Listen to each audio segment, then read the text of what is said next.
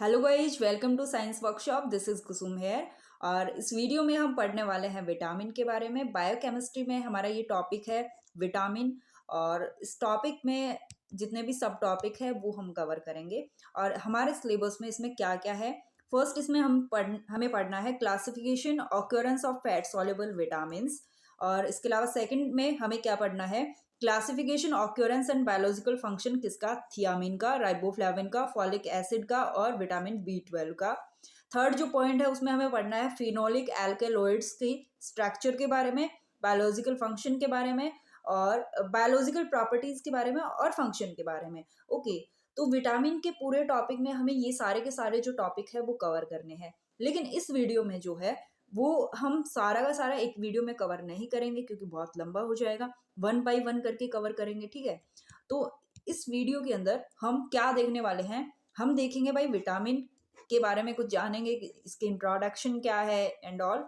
Then हम vitamin का classification देखेंगे एंड इसके टाइप्स कौन कौन से होते हैं वो सब देखेंगे। मेनली हम फोकस करेंगे फैट सॉल्युबल विटामिन के ऊपर। और फैट सॉल्युबल विटामिन का क्या क्लासिफिकेशन है, ऑक्यूरेंस क्या है, फंक्शंस क्या है, ठीक है। इन सब के बारे में हम इस वीडियो में कवर करेंगे।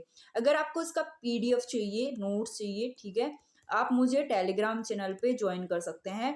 टेलीग्राम चैनल का जो लिंक है वो आपको डिस्क्रिप्शन में मिल जाएगा। ओके, सो सबसे पहले देखते हैं भाई विटामिन क्या है। अब इतने बड़ा पैराग्राफ देख के घबराना मत, बहुत बेसिक है, समझ में आएगा, ठीक है। So vitamins are natural and essential nutrients required in small quantities and play a major role in growth and development। Vitamin जो है वो नेचुरल और एसेंशियल न्यूट्रिएंट है हमारी बॉडी के लिए, जो कि हमारी बॉडी को स्मॉल क्वांटिटी में चाहिए भाई। चाहिए तो कितनी क्वांटिटी में, स्मॉल क्वांटिटी में चाहिए, ठीक है। लेकिन ये जो स्मॉल क्वांटिटी है वो भी होनी चाहिए क्योंकि ये हमारी बॉडी के अंदर एक मेजर रोल प्ले करते हैं। मेजर रोल किसके अंदर प्ले करेंगे कि हमारी बॉडी का जो ग्रोथ है और डेवलपमेंट है, ठीक है, इसके लिए बहुत ज़्यादा इंपॉर्टेंट होते हैं। ओके, अगर विटामिन नहीं होंगे तो हमारी बॉडी की ग्रोथ और डेवलपमेंट प्रॉपरली हो नहीं पाएगा। दैट्स वाई हमारी बॉडी के लिए विटामिन जो है बहुत ज़्यादा ज़रूरी हो जाते हैं, भले ये स्मॉल क्वांटिटी में चाहिए हो हमारी बॉडी को। Okay, so repair and healing wounds and maintaining healthy bones and tissue for the proper functioning of immune system and other biological function। इन सारे फंक्शन के लिए ये सारे काम प्रॉपर होते रहें, हमारी बॉडी का ग्रोथ और डेवलपमेंट प्रॉपर होता रहे, इसके लिए स्मॉल क्वांटिटी में हमारी बॉडी को विटामिन चाहिए होते हैं। और ये नेचुरल और असेंशियल न्यूट्रिएंट्स होते हैं, ठीक है, हम बोल सकते हैं। सो नॉर्मली हम देखते हैं कि भाई 13 डिफरेंट टाइप के विटामिन जो है वो हमारी बॉडी के लिए रिक्वायर्ड होते हैं, मेटाबॉलिक प्रोसेस जो है उसके लिए रिक्वायर्ड होते हैं। अब विटामिन की डिस्कवरी किसने करी थी भाई? विटामिन की जो डिस्कवरी है वो एक साइंटिस्ट थे, कहाँ के भाई, अमेरिकन बायोकेमिस्ट थे। और उनका नाम क्या था, हम फंक के नाम से जानते हैं। और उनका पूरा नाम जो है वो आप यहाँ देख सकते हैं, कैसिमीर फंक, ठीक है। इनको क्या है, फंक जो है, हमारे फंक भाई साहब जो थे, साइंटिस्ट जो थे, उनको हम क्या बोलते हैं, फादर ऑफ विटामिन बोलते हैं, क्योंकि विटामिन के ऊपर इन्होंने बहुत ज्यादा डिस्कवरी करी थी। ओके, इनफैक्ट इन्होंने विटामिन की थेरेपी भी बताई थी। तो विटामिन के ऊपर इतनी ज्यादा रिसर्च करने की वजह से इनको क्या बोल दिया गया, फादर ऑफ विटामिन बोल दिया गया। सो हम देखते हैं कि गाइज मिनरल्स जो होते हैं, ठीक है, उनको हमारी बॉडी में हम सिंथेसाइज नहीं कर सकते। उसी तरह हम देखेंगे कि विटामिन जो है उनको भी हम अपनी बॉडी में सिंथेसाइज नहीं कर सकते। और इसी वजह से क्या होगा, हमें विटामिन को फूड के थ्रू कंज्यूम करना होगा या फिर सप्लीमेंट्स के थ्रू लेना होगा। जैसे कि सप्लीमेंट बहुत सारे लोग क्या करते हैं, जैसे कि विटामिन की टैबलेट्स भी आते हैं, उसके थ्रू ले लेते हैं, या फिर फूड जिसके अंदर विटामिन हो ऐसा फूड हमें कंज्यूम करना चाहिए ताकि विटामिन की डेफिशिएंसी ना हो और कोई डिजीज जो है वो कूच ना हो, ठीक है। देन हम आते हैं नेक्स्ट टॉपिक के ऊपर, वो है क्लासिफिकेशन ऑफ विटामिन। विटामिन को इसकी सॉल्युबिलिटी के बेस पे क्लासिफाई करा गया है दो डिफरेंट ग्रुप के अंदर, ठीक है। फर्स्ट जो ग्रुप है वो है फैट सॉल्युबल विटामिन्स, और जो दूसरा ग्रुप है वो है वाटर सॉल्युबल विटामिन्स। हमें नाम से ही पता चल रहा है फैट सॉल्युबल विटामिन्स में कौन से विटामिन आएंगे जो कि फैट में सॉल्युबल हो भाई। ठीक है, वाटर सॉल्युबल में कैसे विटामिन आएंगे, जो वाटर के अंदर सॉल्युबल हो। ठीक है, सो आप यहाँ देख सकते हैं कि जो वाटर में सॉल्युबल है विटामिन वो कौन कौन से हैं। विटामिन बी और विटामिन सी, ये दोनों टाइप के जो विटामिन है ये वाटर में सॉल्युबल होते हैं। ओके, इसके अलावा फैट सॉल्युबल विटामिन की बात करें तो विटामिन ए हो गया, ठीक है, विटामिन ए हो गया, विटामिन डी हो गया, ई हो गया और के, ये किस में सॉल्युबल होते हैं, ये फैट में सॉल्युबल होते हैं। ओके, इनको हमारी बॉडी में अब्जॉर्ब करा जा सकता है। इसको आप इस तरह से याद रख सकते हैं, क्योंकि हम कई बार कंफ्यूज हो जाते हैं कि भाई कौन से विटामिन फैट में सॉल्युबल है, कौन से विटामिन वाटर में सॉल्युबल है, कंफ्यूज हो जाते हैं। उस कंफ्यूजन से बचने के लिए मैं आपको बताती हूँ भाई, विटामिन बी और सी है। ओके, अब बी और सी से मैंने एक ट्रिक से याद करा हुआ है कि भाई भैंस गई पानी में। ओके, और इसमें कैसे याद होगा, भैंस मतलब बी और सी, और बी और सी कहाँ जाएंगे, पानी में जाएंगे। पानी में जाएंगे मतलब वाटर सॉल्युबल है। ओके, और सेकंड जो है वो आप कीड़ा से याद रख सकते हैं। ठीक है, फैट जो सॉल्युबल विटामिन है, फैट सॉल्युबल जो विटामिन है उसको आप कैसे याद रखेंगे भाई, बच गए वो, वैसे तो फैट सॉल्युबल ही होंगे, लेकिन आप इसको ऐसे याद रख सकते हैं, कीड़ा। ठीक है, के, ई, डी और ए, विटामिन ए, डी, ई, के, इसको कीड़ा से याद रख सकते हैं जो कि वाटर में सॉल्युबल होते हैं, सॉरी फैट में सॉल्युबल होते हैं। सो यहाँ पे आप इसके जो साइंटिफिक नेम है वो देख सकते हैं। जो वाटर सॉल्युबल विटामिन है इसमें बी जो कॉम्प्लेक्स होता है भाई, इस बी कॉम्प्लेक्स में बहुत सारे विटामिन प्रेजेंट होते हैं, जैसे कि B1 हो गया जिसको हम थियामिन बोल रहे हैं, B2 हो गया राइबोफ्लेविन बोल रहे हैं, B3 हो गया नियासिन बोलते हैं इसको, B5 हो गया पैंटोथेनिक एसिड बोलते हैं इसको, B6 को पिरिडॉक्सिन बोलते हैं, B7 biotin, B9 folic acid, और B12 जो है वो कोबालामिन बोलते हैं इसको, और जो विटामिन सी है उसको हम एस्कॉर्बिक एसिड बोलते हैं। सो विटामिन बी और सी वाटर में सॉल्युबल हैं। देन हम फैट सॉल्युबल विटामिन की बात करें तो क्या होगा, विटामिन ए है उसको हम रेटिनॉल बोल देते हैं, कई बार रेटिनेल भी बोल देते हैं, और कई बार रेटिनोइक एसिड भी बोल देते हैं। ठीक है, ये सारे नाम किसके हैं, विटामिन ए के नाम है। देन जो विटामिन डी है उसको हम कैल्सीफेरोल बोलते हैं। देन विटामिन ई है उसको हम टोकोफेरोल बोलते हैं, और जो विटामिन के है उसको हम क्या बोलेंगे, फाइलोक्विनोन बोलते हैं। ठीक है, तो ये क्या थे, साइंटिफिक नेम थे, आपको याद कर लेना चाहिए इसको। ठीक है, विटामिन पढ़ रहे हो तो उसके साइंटिफिक नेम भी तो पता होने चाहिए ना। सो सबसे पहले हम देखते हैं कि भाई फैट सॉल्युबल विटामिन, इसमें थोड़ा सा मैंने डिटेल में, इतना डिटेल तो नहीं है लेकिन फिर भी आपको नोट्स मिल जाएंगे इस तरह से, है ना। सो हम आते हैं फैट सॉल्युबल विटामिन के ऊपर। Fat soluble vitamin are stored in fat cells. ठीक है, जो फैट सेल्स होती है, फैट सेल के अंदर ये फैट सॉल्युबल विटामिन स्टोर हो सकते हैं। ठीक है, इसी वजह से इनको फैट सॉल्युबल विटामिन बोल रहे हैं, और इनको अब्जॉर्ब होने के लिए फैट चाहिए भाई हमारी बॉडी में। ठीक है, ये हमारी बॉडी के अंदर अब्जॉर्ब हो सकते हैं, बस फैट चाहिए इनको अब्जॉर्ब होने के लिए, क्योंकि ये फैट में सॉल्युबल हैं। और ये कौन कौन से हैं, ये हो गए विटामिन ए, डी, ई और के, ये सारे विटामिन जो है, यानी कीड़ा से याद करा था हमने, तो कीड़ा जो है वो फैट सॉल्युबल है। देन वाटर सॉल्युबल पे आते हैं। वाटर सॉल्युबल में क्या होगा, जो वाटर सॉल्युबल विटामिन है वो भाई फैट के अंदर या हमारी बॉडी के अंदर स्टोर नहीं होते। ठीक है, ये क्या नहीं होते, स्टोर नहीं होते हैं, स्टोर नहीं होते भाई, और इस वजह से ये यूरिन के साथ में एक्सक्रीट हो जाते हैं हमारी बॉडी से। और जब एक्सक्रीट हो गए तो भाई रोज लेने की जरूरत होगी, क्योंकि बॉडी में हर रोज वाटर के थ्रू यानी यूरिन के थ्रू जो है वो एक्सक्रीट हो गए। दैट्स वाई हमें इन विटामिन को डेली लेने की जरूरत होती है। ठीक है, बाहर से फूड के थ्रू या सप्लीमेंट्स के through. Therefore these vitamin needs to be replenished constantly. Vitamin B and C are water soluble vitamin. That's why जो है हमें बाहर से इन विटामिन को रोज डेली लेने की जरूरत होती है, भले ही वो फूड से लो या फिर सप्लीमेंट के थ्रू लो। ठीक है, देन हम प्रॉपर इसी पे फोकस करेंगे। आगे फैट सॉल्युबल विटामिन ही पढ़ेंगे इसके अंदर, और उसके अंदर भी हम क्या देखेंगे, जो हमारा कीड़ा है भाई, यानी विटामिन डी, ई और के। ठीक है, ए, ये जो हमारा कीड़ा है यानी विटामिन ए, डी, ई और के, इनके बारे में हम देखेंगे कि इनके फंक्शन क्या है। ठीक है, और इनके सोर्स क्या है, और इनसे अगर डेफिशिएंसी हो गई तो क्या डिजीज हो सकती है। ये तीनों पॉइंट है वो हम कवर करेंगे। ओके, फर्स्टली आप यहाँ देख सकते हैं फैट सॉल्युबल विटामिन ए है, जिसको हम रेटिनॉल बोल रहे हैं। ये क्या काम करेगा, ये हमारे गुड विजन के लिए रिस्पॉन्सिबल होता है। ठीक है, विटामिन ए की अगर कमी हो गई तो भाई आपकी आई साइट है वो लो हो जाएगी।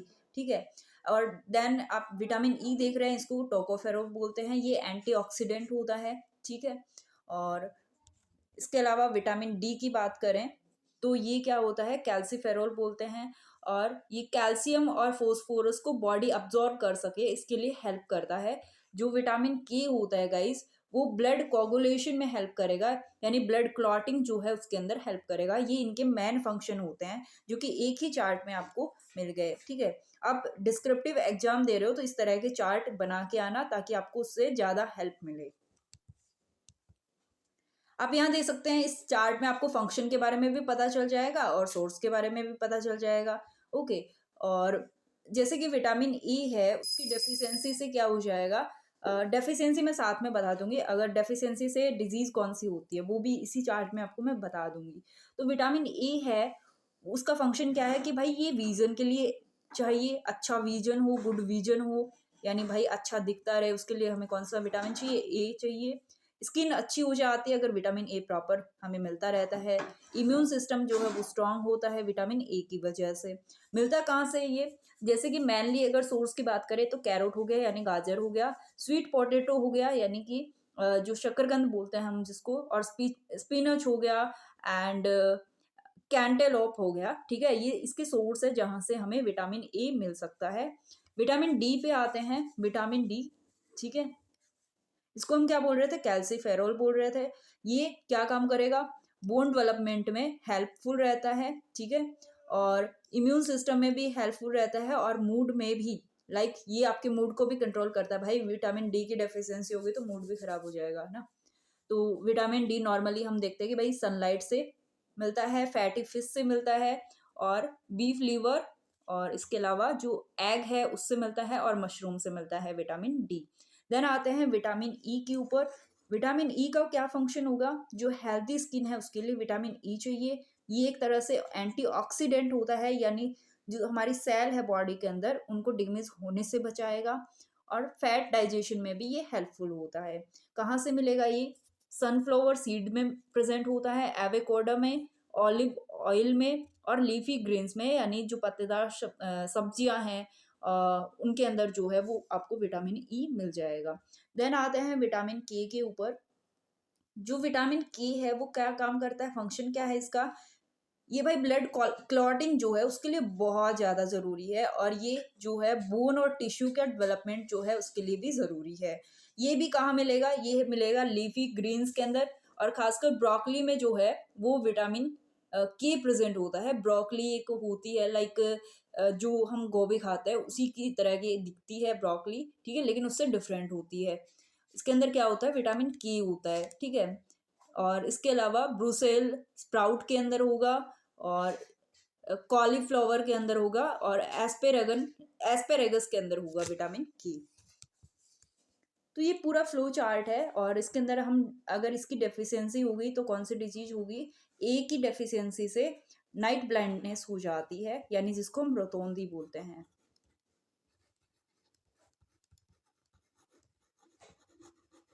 विटामिन डी की अगर कमी होगी तो कौन सी डिजीज हो जाएगी, रिकेट्स हो जाती है। ठीक है, विटामिन ई की अगर कमी हो गई तो क्या होगा कि भाई इससे स्टर्लिटी आ जाती है, यानी बांझपन आ जाता है।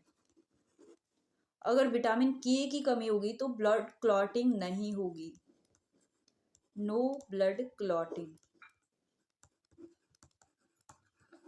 यानी रक्त का थक्का नहीं बन पाएगा। जब भी चोट लगती है तो क्या होगा, रक्त का थक्का बन जाता है और उसकी वजह से रक्त बहना बंद हो जाता है। अगर विटामिन के की कमी होगी तो उसमें ब्लड क्लॉटिंग नहीं होगी। तो ये कुछ डेफिशिएंसी है गाइस। देन हम वन बाय वन करके देखते हैं ताकि आपको इससे नोट्स में मिल जाए। विटामिन वैसे हमने पूरा समझ लिया, हम थोड़ा सा फास्ट करेंगे अभी। तो विटामिन ए जो है उसका मेनली फंक्शन क्या होता है कि भाई ये विजन के लिए इम्पॉर्टेंट है, और इसके अलावा जो हमारा इम्यून सिस्टम है उसके लिए इम्पॉर्टेंट है। देन इसके सोर्स अगर देखें हम कहाँ से मिलता है, नॉर्मली हम देखते हैं कि जो विटामिन ए है वो दो टाइप का होता है, और वो कहाँ कहाँ से मिलता है। फर्स्ट टाइप की बात करें तो है वो रेटिनॉल एंड रेटिनल एस्टर के फॉर्म में प्रेजेंट होता है विटामिन ए, जो कि फैटी एनिमल प्रोडक्ट में पाया जाता है, जैसे कि लीवर हो गया, बटर हो गया, होल मिल्क हो गया, एग योक हो गया, एंड फोर्टिफाइड फूड हो गए। फोर्टिफाइड फूड कैसे होते हैं, एक तरह से अगर हम फोर्टिफाइड फूड में एग्जाम्पल ले तो एक फोर्टिफाइड मिल्क होता है, और अगर फोर्टिफाइड मिल्क की बात करें तो ये एक तरह से नॉर्मल मिल्क की तरह ही होगा, लेकिन यहाँ पे कुछ विटामिन इसके अंदर ऐड कर दिए जाते हैं, जैसे कि विटामिन ए हो गया, डी हो गया। इसके अंदर ये विटामिन जो है इस फोर्टिफाइड मिल्क के अंदर ऐड कर दिया जाता है, ओके, बाहर से, ताकि जो न्यूट्रिएंट्स हैं वो सबको मिलते रहें, यानी इसके अंदर एक्स्ट्रा न्यूट्रिएंट प्रेजेंट होते हैं। सेकेंड जो टाइप है विटामिन ए का है वो है carotenoids, such as beta carotene हो गया, ठीक है। और ये उसके बाद में ये कन्वर्ट हो जाएगा रेटिनोल के अंदर। ये कैरोटीनोइड्स जो है वो रेटिनोल के अंदर कन्वर्ट हो जाएगा, और विटामिन ए को ही हम क्या बोल रहे हैं, रेटिनोल बोल रहे हैं, यानी विटामिन ए बना लेगा बाद में। और ये कहाँ प्रेजेंट होता है, ये प्लांट के अंदर प्रेजेंट होता है। पर्टिकुलरली हम देखें जो प्लांट ऑरेंज और डार्क ग्रीन होते हैं उनके अंदर ये प्रेजेंट होता है। देन हम देखते हैं विटामिन डी जो है उसको हम कैल्सीफेरोल बोलते हैं, यहाँ पे स्पेलिंग में थोड़ा मिस्टेक हो सकता है, वो देख लेना, ठीक है।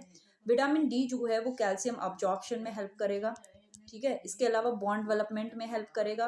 और विटामिन डी की डेफिशिएंसी से हम देखते हैं कि भाई बच्चों में जो है वो रिकेट्स का जो डिजीज है वो हो जाता है।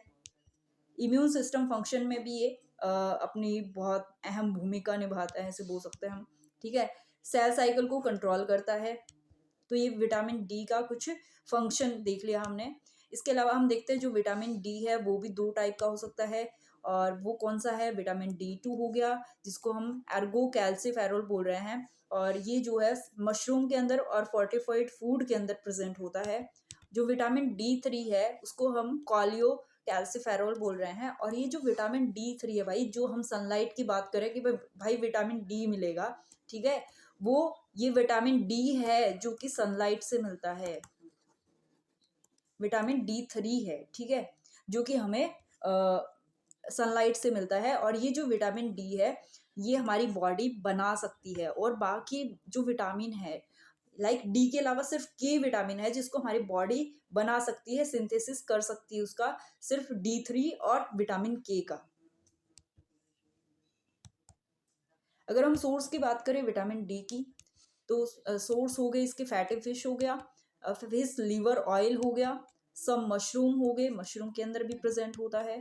फोर्टिफाइड फूड हो गया जैसे कि मिल्क हो गया, और इसके अलावा सीरियल्स हो गए यानी अनाज वगैरह में भी ये प्रेजेंट होता है। और जो सनलाइट है वहाँ पे तो भी हम सुनते ही आ रहे हैं भाई बचपन से, जो सूरज की रोशनी है, सनलाइट है, उसके अंदर तो विटामिन डी प्रेजेंट होता है कि भाई विटामिन डी मिलेगा, धूप में बैठना चाहिए। सो ह्यूमन जो है वो सिंथेसाइज कर सकता है विटामिन डी को अगर उसको प्रॉपर अमाउंट में यूवी लाइट दी जाए तो। सो विटामिन ई पे आते हैं। विटामिन ई को हम टोकोफेरोल भी बोलते हैं, ओके। विटामिन ई जो है वो प्रोटेक्ट करता है बॉडी को, और बॉडी में हमारा जो सेल मेम्ब्रेन्स है उनको प्रोटेक्ट करेगा। इसके अलावा विटामिन ए और विटामिन सी जो है उसको प्रोटेक्ट करेगा, और सेलुलर डैमेज को प्रोटेक्ट करेगा। जैसे कि विटामिन ए और ई जो है वो एंटीऑक्सीडेंट होते हैं, दैट्स वाई जो सेल होती हैं उनको डैमेज होने से जो है वो प्रिवेंट करता है विटामिन ई। यहाँ पे हम देखेंगे जो विटामिन ई है गाइस वो 8 टाइप का होता है, 8 फॉर्म में प्रेजेंट हो सकता है, लाइक हम बोल सकते हैं।